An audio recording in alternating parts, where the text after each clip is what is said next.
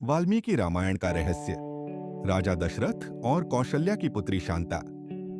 कथा आरंभ रामायण में हम सभी जानते हैं कि अयोध्या के राजा दशरथ की तीन रानियां थीं, कौशल्या, कैकेयी और सुमित्रा। किंतु एक रहस्य ऐसा है जो कम ही लोगों को ज्ञात है। वह रहस्य है राजा दशरथ और कौशल्या की एक पुत्री शांता।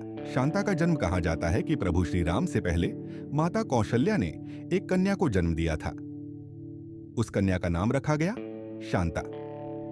शांता अत्यंत रूपवती, विदुषी और सद्गुणों से युक्त थीं। बाल्यकाल से ही वे वेद वेदांग, संगीत और शास्त्रों में निपुण थीं।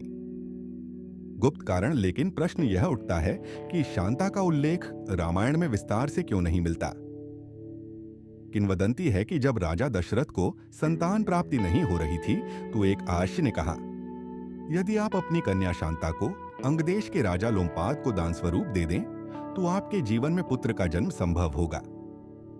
शांता का दान और विवाह राजा दशरथ और माता कौशल्या ने धर्म के पालन हेतु अपनी पुत्री शांता को अंगदेश के राजा लोमपाद को दत्तक दे दिया। बाद में शांता का विवाह महान आर्ष ऋष्यशृंग से हुआ।